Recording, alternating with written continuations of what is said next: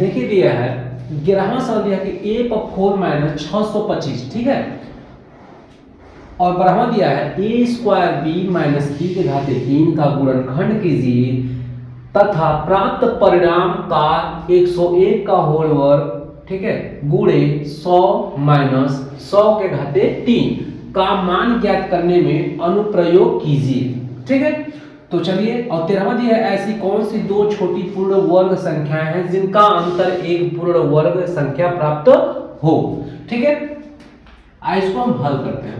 ध्यान दीजिए, दिया है a के घाते 4, तो यानी सूत्र बताया गया है कि a पर स्क्वायर और इसके ऊपर स्क्वायर लिख दिया, यानी जब घात के ऊपर घात हो तो घातों का आपस में गुणा हो जाता है, समझ में आ गया।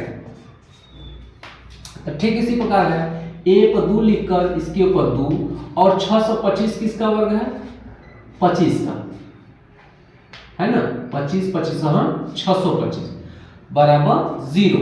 अब आपको दिख रहा होगा कि a माइनस बी यानी a square minus B square का सूत्र क्या होता है, एक कोष्टक में a प्लस बी और एक कोष्टक में a माइनस बी, क्लियर।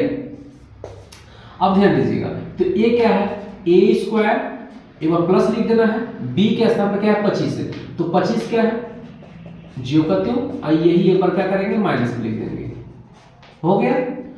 अब ध्यान दीजिए कि 25 भी किसी का वर्ग है 5 ना, तो a स्क्वायर प्लस में 25 ज्यों का त्यों, और यहाँ पर क्या करेंगे एक कोष्टक में a प्लस 5 और एक कोष्टक में a माइनस 5, यह हमारा आंसर हो जाएगा, ठीक है। आप इसको अच्छी तरीके से देख लीजिए, ठीक है। 12वां नंबर दिया है a स्क्वायर माइनस बी और a square b minus B के घाते 3 का गुणनखंड करना है। तो ध्यान दीजिए, इसका भी और इसका एक ही जैसा करके अनुप्रयोग करना है, यानी a square b minus b के घाते 3 बराबर 0। करने का मतलब इन दोनों में क्या है कॉमन, b निकालेंगे तो a square minus b square बचेगा बराबर 0, b निकालेंगे ये हो जाएगा एक कोष्टक में a प्लस b, एक कोष्टक में a माइनस b, हो गया।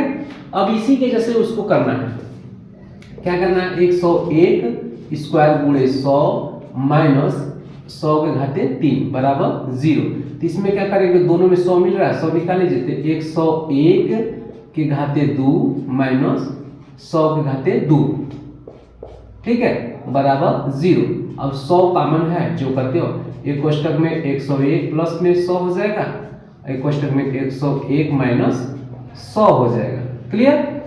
अब क्या करना है 100 जो अगर जोड़ना है तो जोड़ देखिए, यहाँ पे आंसर आपका हो गया इसके जैसा हो गया, लेकिन क्या करना है जोड़ दीजिए तो 201 हो जाएगा और ये हो जाएगा 1 बचेगा, है कि नहीं। 101 में से 100 घट जाएगा 1 बच जाएगा, यानी गुणा करेंगे तो 201, देखिए 100 गुणे 201 गुणे 1 हो जाएगा बराबर 0 चल रहा है। अब क्या करना है, देखिए पहली संख्या यहाँ का 1 है, अब अगर में 0 है 0 से उतारेंगे क्योंकि इसका गुणा 201 का गुणा 1 में करेंगे तो 201 ही आएगा, फिर 201, अब 0 कुछ देर के लिए भूल जाइए, हमने उतार दिया 0, 201 का 1 में करेंगे तो 201 ही होगा, ठीक है, यह हमारा आंसर हो जाएगा, ठीक है। इसको ध्यान से देख लीजिए, कोई दिक्कत होगा तो पूछ सकते हैं, ठीक है।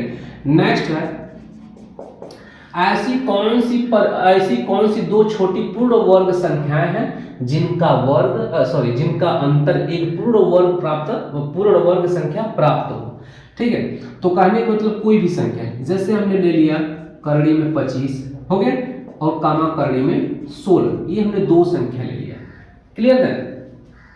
तो करड़ी में 25 क्या है, करड़ी में 25 हमारा 5 का है तो 25 ले लीजिए। अब इसका अंतर पूछा है 16 ले लेंगे, समझ में आ रहा है, बराबर 0 है, तो 25 में से 16 घटेगा तो 9 बचेगा, 9 बचेगा, यानी कह सकते हैं 25, ठीक है, और 16, 25 और 16 क्या है, ठीक है, हमारा ये पूर्ण वर्ग संख्या है, पूर्ण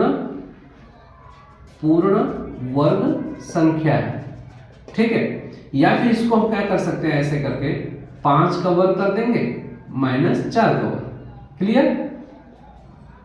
तो भी 25 माइनस 4 के 16 बचेगा तो 9 ही, ठीक है। अब इसको देख लीजिए क्या करना है, करड़ी में 25 है और कामा ये 9 है तो करड़ी में 9 लिख दीजिए, तो इसका क्या हो जाएगा 25 और माइनस इसका 9 हो जाएगा, तो क्या हो जाएगा 16 बचेगा ना, यानी ये दोनों ऐसी संख्या है जो दोनों छोटी संख्या ऐसी है कि यानी इस 16 25 में से 9 घटाएंगे 16 बचेगा और 25 में से 16 घटाएंगे तो 9, ठीक है, यानी यही दोनों संख्या छोटी है, ठीक है।